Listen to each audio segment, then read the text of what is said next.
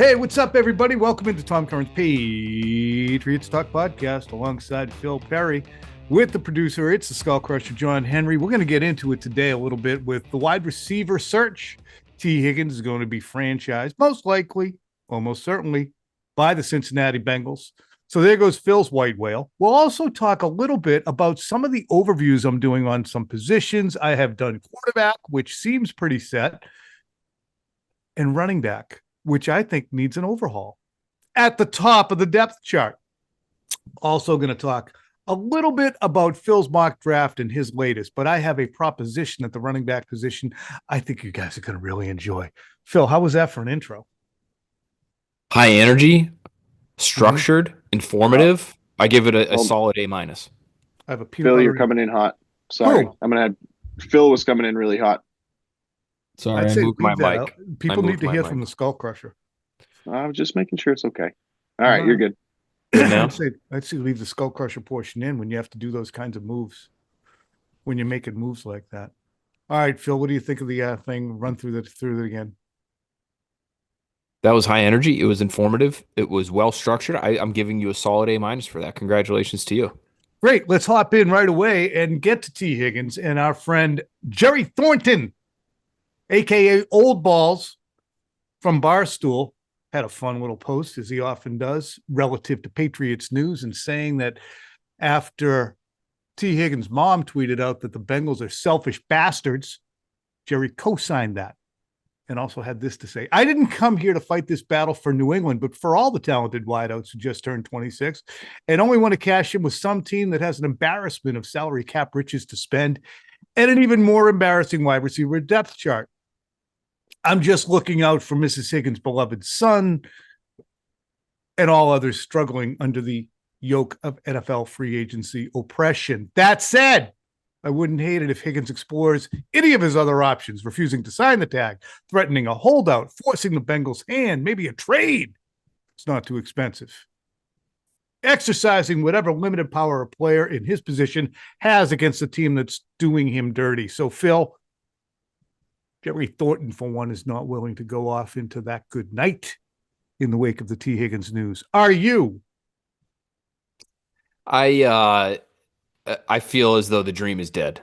And so I apologize to Jerry and anyone else who still feels like this is a possibility. But if the Bengals are dead set on keeping him, they are either going to be able to do it, and it seems like he's open to the idea, more than open to the idea. He fired during the season his agent David Mulugeta, who's one of the most successful and accomplished young agents in the game, agents period, really. And he's changed agents to Jamar Chase's agent, and so that would seem to indicate that they're trying to get something figured out where all of these guys can stick together. So either he's going to be on the tag, or they're going to tag him and they're going to find a long-term deal, or they're going to tag him and trade him, Tom. And to me, I'm looking to just spend money. I'm not looking to be giving away high-end picks for players, even pretty good ones like Tee Higgins. I would prefer to just spend the money and keep the picks because they need to draft and develop some guys. Yeah. Sometimes it's good to distill what your thought process is. Not yours, but everybody's in general. What's your goal here? What's your goal? Don't get all caught up in that player. What's the goal? The goal is to make the team better. At myriad positions. How are you going to do that? Well, it's not by giving up multiple players and a shit ton of money to Tee Higgins. So just so you can show up at the front door like a cat with a friggin' gopher and drop it on the mat and go. It's not what you're looking for. Okay? You're not trying to return home with the dead gopher. My cat was always dropping tiny little baby gophers on the mat. Oh wow, I was gonna say that's an impressive cat. I feel like gophers are kind of gophers like bigger. I might to be trifled with. They're not field mice. It's something moles. He would find moles. He would come back with moles. Mole. That cat never got a name, but we had him for like 18 years. The only name we were giving him at the end was Nearly Dead. Have you seen Nearly Dead? He was a machine, just fighting. Had no ears. Okay. Speaking of no ears, If Ramondre Stevenson's feeling tender, maybe he should have no ears right now because I'm going to talk about trading him.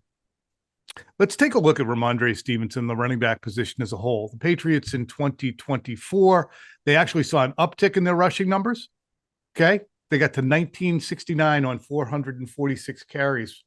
That's after 1627 the year before. A lot of that is directly attributable to Drake May. He ran for 421, had an NFL best of 7.8 yards per carry among players with 50 carries or more. Team finished 13th overall in yards per game and yards per carry, up from like 25th and 26th. Ramondre Stevenson, having just signed a new deal, which basically pays him, was 4 and 36 with $17 million guaranteed. He had 801 yards on 207 carries. He had 7 fumbles, lost 6 of them. The 14 guys ahead of Ramondre Stevenson in terms of fumbles were all quarterbacks, guys who handle the ball a shit ton, get strip sacked, center exchanges. So he's the worst running back in the league when it comes to holding on to the ball. He's being paid. This is the second year in a row, Phil, that Ramondre Stevenson has been the second most productive and reliable back on the team. Ezekiel Elliott was a better back in 2023 than Stevenson. Didn't have the same yards per carry, but in terms of third down, short yardage, production, Stevenson was not as good as Elliott. Gibson was more productive this year. Ran for 538 on 120 carries. That's a 4.5 yards per carry. Well ahead of Stevenson. He also had, this is a cool stat, he also had 2.7 yards after contact. Gibson did, which was third in the league among players with more than 100 carries. I think the Patriots should look at trading Ramondre Stevenson and his modest but still significant contract to a team that could better use him. Phil, take it away. I babbled on, setting the table. No, I think that's fair. I don't hate your logic at all, especially if they can get something in return for him, Tom. I mean, this is a guy that I think the team felt was the type of player they were going to build around. And listen, he's not in a great situation, but none of these running backs have been. So when you talk about Antonio Gibson, you talk about Ezekiel Elliott, why has he not clearly been better than those guys? I guess you could say, well, they just need to get him an offensive line and then he'll be much better. Well, then where's the value in the running back? If right, you need to surround him with these pieces in order for him to succeed, how valuable is he really to you? Additionally, to just interject, if you have something you can't use fully, then it's superfluous. It's a garnish. You don't need it. You're spending $9 million a year on $17 million guaranteed, big ass cap hits for something that you can't get much out of. So if you're going to get 3.9 yards per carry, just bring in some 6th rounder. Bring in Kevin Harris, right? Sorry, Phil. No, I agree. And listen, some of his numbers are still pretty good, like no doubt. they're just not as good as, for instance, yards after contact per attempt. Next Gen Stats has him at 3.4. That's not awful. Antonio Gibson was at 4.5. And I know he's not getting the same number of carries as Ramondre Stevenson, but I'm also going to look here now at the numbers just going back a few years. 2.8 in 2023, so a little bit better this past year. It just feels like a player, Tom, who if you can get something for him, and I think his name is big enough, and I think his skill set is good enough that you might find a team out there that says, yeah, we give up a pick for that guy. And I think that should be a conversation worth having. To me, he's not the kind of player who, for example, should be sitting in the season finale because he's that good. Or he's so important to their future that they can't possibly risk him getting it. He hasn't been that kind of player. That was actually kind of a stunning, one of many stunning things that happened in that day. The final regular season game for the Patriots in 2024, but the fact he didn't play at all. And they were, you're treating him like he's Emmitt Smith. And he's really closer to LeGarrette Blount than he is Emmitt Smith. And, that sounds that sounds like an insult. LeGarrette Blount's a pretty good player. I loved LeGarrette Blount. I'm not Ramondre even sure Stevenson's a pretty good player. He's just not a great player, and it feels like he's been treated that way here these LeGarrette last Blount's couple a of good years. comp. He's a really good comp. I think LeGarrette Blount, you could certainly make a case, was a better player. Ramondre Stevenson, a couple of years ago, I made the case that he would be a top 5 back in the league because of his production in the passing game, his production of Bill Belichick ballyhooed as a pass protector, and his ability as a runner. Ran violent after contact, broke tackles, the kind of energizing runs that changed the attitude of a team. And he can still be that. But when you're dropping the ball on a bad team and the other team gets it, you are so immensely counterproductive, not only because it's deflating, but because your team's not good enough to give away possessions that don't end with a kick. It's just so bad to have. So here's some of the numbers. There's a cap hit this year, which is modest enough, of $5.54 million for Stevenson.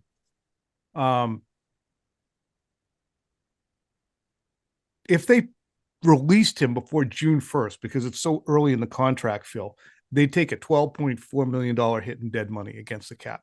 So he's unreleasable. That would be stupid to do. He's still a productive player. He's not a pain in the ass. However, if they wanted to trade Stevenson to a team that could actually block for him, they would then only take a $1.6 million dead money hit. Okay. So that to me makes a hell of a lot of sense. You wait, you move on. You're not on the hook for the salary, etc. Meanwhile, Gibson's on a 3-year deal. He's got 2 more years to go. So I would say draft somebody. Here's your options, Phil. One last thing, and I'll let you weigh in and see what you like. Free agent running backs this year include J.K. Dobbins, who had a decent year with the Chargers. One would imagine he'll probably stick there. Najee Harris, who is going to test free agency. He's a 1,000-yard every year guy. Nick Chubb, still coming back from injury, hasn't been the Nick Chubb he was. And Aaron Jones. Meanwhile, as I wrote in my running backs overview on NBCSportsBoston.com, the Patriots could drop jaws by taking running back Ashton Genty at 4th overall out of Boise State. Almost broke Barry Sanders' rushing record. He is ranked top 4 on Mel Kiper's big board, number 9 on Field Yates' big board. Phil probably is the big board analyst, so he'll give us more. Or they could take a guy like Omarion Hampton out of North Carolina, big back, certainly an every down bell cow build, but it's a really good running back class. Phil, your turn. Yeah, Ashton Genty, friend of the Next Pats podcast, by the way, had a great conversation with him a few weeks ago. He's from the Dallas area. He loves the comparisons that he gets to Emmitt Smith, and you understand why. But kind of similar, right? Like compact guy, breaks a lot of tackles. He's a good athlete. He's not, Jahmyr Gibbs maybe in terms of his explosiveness or his, That low center of gravity guy. Straight line speed. But yeah, I mean, it looks like he's just going to be everything that we've seen from him as a college player, and what we know about what translates from the college game to the pro game at that position. It seems like he's going to be, if not, the next Barry Sanders. I mean, that's obviously like incredibly lofty sorts of comparisons. We're talking about Smith or Sanders, but it looks like he's going to be really good, really productive. But this is a good running back class. Daniel Jeremiah has him as the 3rd best player in the draft in his top 50, but he has 4 running backs in the top 50, which is a pretty solid number. And again, I think if you're the Patriots and you're looking at Stevenson, you're even thinking about this. I do think some of the things that have to come into play. It's like, what do you bring to the table on your own? What can you do on your own as a runner? And I like that yards after contact per attempt number.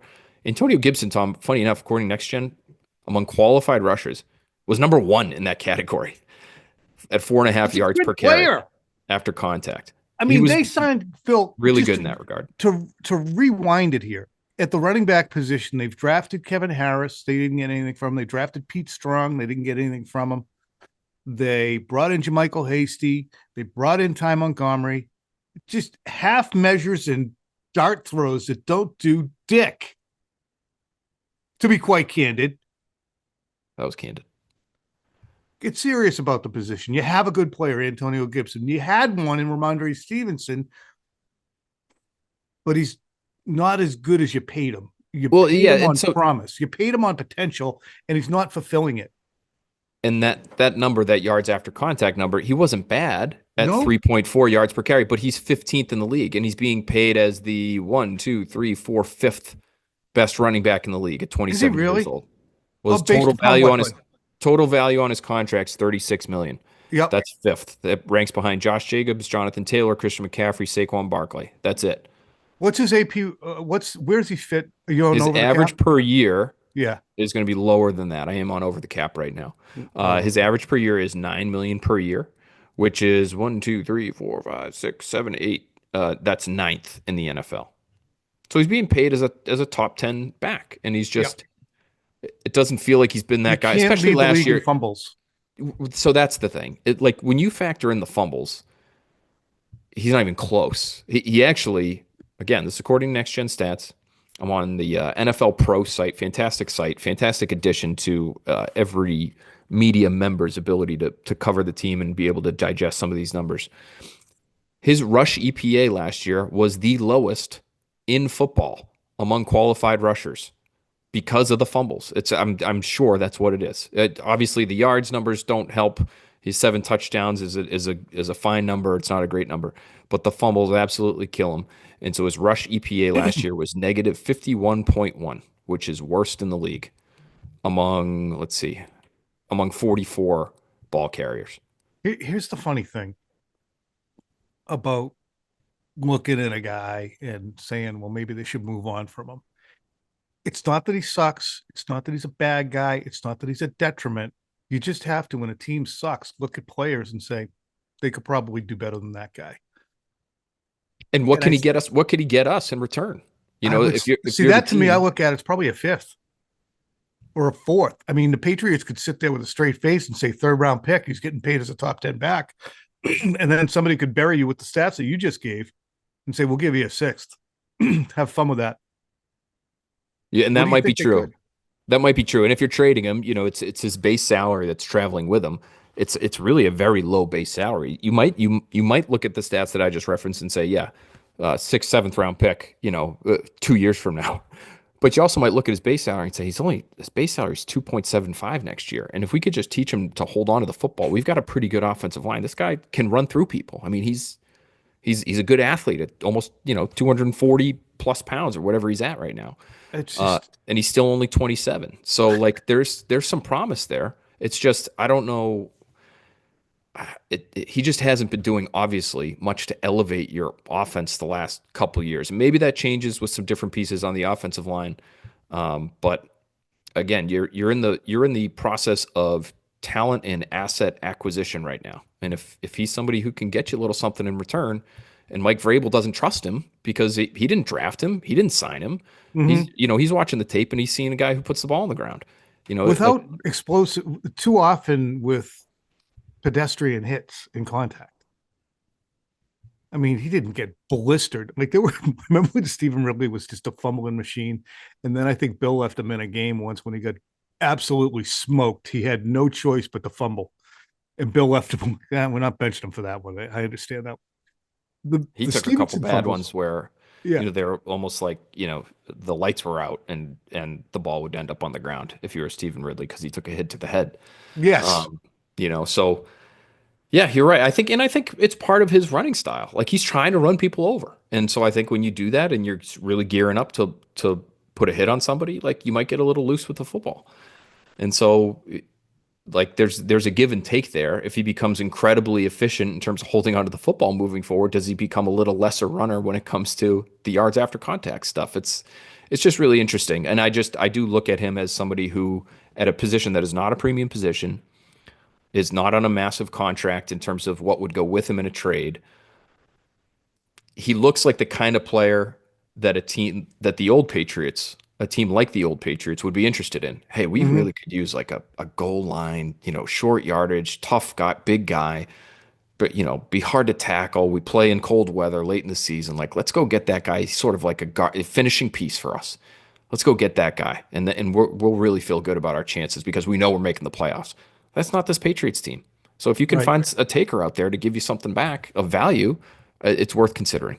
And the Patriots, they're in a situation where can you afford to go into the season banking on a player who 2 years in a row has been your second best back and last year fumbled as many times as he did? Do you think that's a passing occurrence, or is that characteristic of which way he's headed? And if that's the case, you'll look at Gibson as your every down back, even though even though he averages 150 carries a year. You look at Terrell Jennings, even, who's still on your roster. JaMychal Hasty's not coming back. He was absolutely a non-factor as a third down back. But do you like Jennings enough to, Phil, say this? One last thing I'll say is the time table. You don't move on from Stevenson now, obviously, because of the cap implications, but you do bring him back. You see how he is in passing camp. You see what his fitness level is. You see what his engagement level is. You see how he looks in camp. And if he's fine, he's fine. Camp is after June 1st. June 1st is kind of the witching hour. But if he's had a good spring, whatever, forget it. But if you don't love it, or if you see somebody that you drafted and Terrell Jennings and Antonio Gibson playing at a certain level, then maybe you entertain it. So I'm not trying to chop the guy now. Just there's options there, buddy. Yeah, and again, I wonder how he views himself. I would love to be a fly on the wall for whatever conversations might occur between Mike Vrabel and Ramondre Stevenson moving forward, because he was treated pretty well last year. He was, I mean, you remember, he fumbled, was benched for about 5 minutes, and got right back in the game. And again, he's one of the few guys who doesn't have to play in the season finale. Like whether it's his fault or not, and I would even go so far as to say, even if it's not his fault, there might be some entitlement there, right? Mm-hmm. Like, I've been paid. I'm treated like a star player. I'm maybe the best offensive player we have. Like, all these things have been true or might be true. I don't know if Mike Vrabel is going to see them as what he's looking for moving forward. So how does he mesh with the new staff is something I'm interested into. But you're right, it could all come down to how he shows up in the spring. If he's taking care of himself and he looks like he's his fastest, hardest to tackle version, then great, they could use him. They could use all the talent they can get. But he just hasn't been that guy the last couple of years. And so I wonder if it's all of a sudden going to trend in a different direction. Yeah. Good Ramondre Stevenson is a pain on the ass. And sometimes you see good Ramondre Stevenson in the course of a game where he'll fumble. I mean, he'll give you at least one or two plays a game where you're like, this guy's good back. He's a good back. And then something bad happens. Phil, do the Patriots need a third quarterback? They have Joe Milton. Obviously, he should have sent a backup full on. Be the backup. You're not bringing somebody in to leapfrog him on the depth chart. But should the Patriots consider, and I'm not saying him specifically, but a Hoyer-esque backup to be on the depth chart in the room or on speed dial? Yeah, I'm trying to think of who that would be. I think it could help to have someone like that who, is it Hoyer himself? Yeah, it really is. I mean, somebody who's familiar with Josh McDaniel's system. I mean, that's really the ideal, right? Yeah. I mean, you're not going to bring Brissett back, right? He's not going to be giddy about coming back here. Or is he? I don't know. I mean, what kind of deal are they willing to give him? Do you need three, I guess? Do you need three? I don't think you need three. I think it could be helpful. I think a couple different scenarios make sense to me. Either you're bringing in that veteran guy who's functioning as just a sounding board for Drake May, just as a peer who has more experience than him, who understands this offense in a different way. I think that could really be helpful. I also wouldn't hate it, Tom, if they just wanted to continue doing at that position what they did last year with Joe Milton. And I know they just got Joe Milton, but like, who's to say they shouldn't just draft another quarterback in the 7th round? Because it matters that much. And now maybe you're freed up. Maybe you like the kid. And maybe something happens preseason. You see another quarterback go down somewhere else. And there's a team calling you, willing to give you a pick for Joe Milton.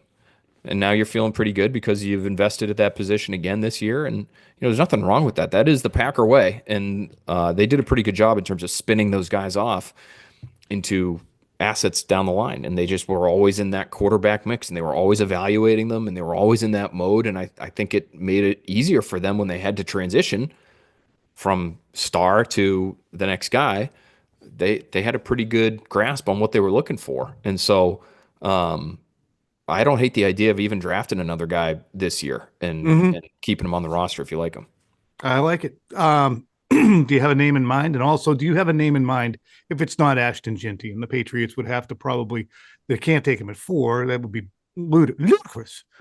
But they could trade down and take him in the first round. He's probably going to go in the first 20 picks. Do you have a quarterback's name in mind? And do you have any other running back other than Ginty's name in mind? Well, I like that you mentioned, Omari and Hampton. He feels like he's somebody who not only would be a capable receiver, but a willing pass protector. And maybe there's a little chemistry already built in there with Drake May. And I think that could be really valuable. If you feel like you've got that security blanket at that running back position, we've seen it here in the past. Those guys can be incredibly valuable in this Josh McDaniels system. So is he the next James White? No, I think he's a different kind of back, and he's probably more of a 3-down type of player once he's been in the league for a couple of years than James White was. But how many passes did James White get sent his way just out into the flat as sort of a last resort just because Tom Brady trusted the guy? So that would be a name worth keeping an eye on, though. I could see him going in the late first round, Tom, early second round. And again, I don't know if you want to be spending picks on players like that. At quarterback, it's a pretty tough class. There are some interesting names down the line, but let's dive into that at another time, and I'll have a better 100%. answer for you when I can match up the Packers way or the Vrabel way. And that's fine. With what they're looking for. I did not put that on my budget for today's conversation. Last thing I do want to hit, it's going to be, we're going to do a little crossover with the Next Pats podcast. Your latest mock, give the folks an idea of what you're featuring. How many mocks have you done now, by the way? This is number 3. So we've done a post regular season, a post Super Bowl, and a post Senior Bowl, and now a post Super Bowl mock draft. So and your post Super Bowl mock has the post Super Bowl mock has the Patriots trading down, and that's not something that I know people are going to be thrilled to hear about, but they trade down from 4 to 6. So in this scenario, the Raiders really want Shedeur Sanders. They take Shedeur Sanders at 4. So the first 4 picks are Carter, Hunter, Cam Ward, and Shedeur Sanders. Patriots get down to 6. Just a couple of slots, but pretty valuable. And if it's a quarterback that is in play there, say it's the Raiders, and say maybe even the Saints, Tom, are calling, and they've got the 9th pick, and they're calling New England about maybe moving up for a quarterback too. You get a little bit of a bidding war there. You might be able to pry a second-round pick from somebody. And so that's what they do in this scenario. And at 6, they take Jalen Walker, who's a 20-year-old versatile front 7 defender is how I would put it. He's 6'2", 245. So he's not the biggest guy in the world, but he's really long arms, and he's incredibly explosive and athletic. And he's played out of Georgia. Out of Georgia. For the most part, was an off-the-ball linebacker, but when they used him at the end of the line of scrimmage as a pass rusher, he was tremendous. And so Butkus Award winner, best linebacker in college football this past year. Again, he's going to be 21 when he's drafted, just turned 21. And I just think for Vrabel, you're looking for this guy. Also, by the way, is thought to have really good football character, and already had established himself even as a teenager as a leader in a good Georgia program. So for Vrabel, you're trying to make a statement with your first pick here. And I think if you get a smart, tough, competitive, athletic, versatile, do whatever it takes kind of guy with the top 10 pick, that's not a bad choice. He's the 3rd player on Dane Brugler's big board, and he's just one of these guys, Tom, who's in that mix. And we're going to talk a lot about all these guys, I bet, between now and the draft. Between players 3 through 12 or 13, you could go really with any of them. See, I see that as a good thing sometimes. Like, you can't screw it up. Like, you literally can't screw up with whoever you take. It's position. It's what do you value? But, it's Carter and Hunter at the top. Those are your blue chip guys. And then I would say you've got about, 10 red chip guys. And, that includes Mason Graham. It includes Jalen Walker. It includes Will Campbell. It includes Ashton Ginty. So like Tyler Warren, the tight end out of Penn State, who I know you like and I do too. all of these guys, it's really, what are you looking for? What do you want? Who do you, what's your favorite flavor? Because in terms of overall talent level and the kind of impact you're going to get, all these guys are probably pretty similar.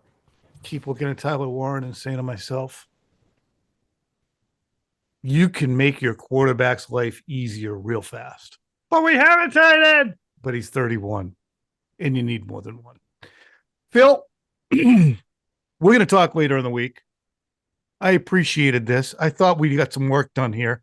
I'm going to do tight ends next for my position overview. So we might be able to get deep on that for later in the week, talking about those tight ends in the top 10 pick. Phil, appreciate you very much. You got an X-Pats this week? We do. We've already got one on the board. We're talking about, now that Tee Higgins is probably going to get tagged, what do they do next at receiver? A lot of Devontae Adams talk, Tom, which I know you're a proponent of. Whether or not it's realistic, not for us to say right now. Is there anything I'm not in on? Will Campbell, Ashton Genty, Devontae Adams, Tyler Warren. I can't go wrong. You're just such a positive soul. You got nothing bad to say about anybody. Poor Ramondre, I lit him up. For Ramondre, that was an He's minding his own conversation. business. His entire 30-minute podcast devoted to trading him. And I like him. All right, Phil. We both like him. He's a good player. Yeah, you got to be pragmatic, though. Pragmatic, Tom and Phil. Bye. Bye.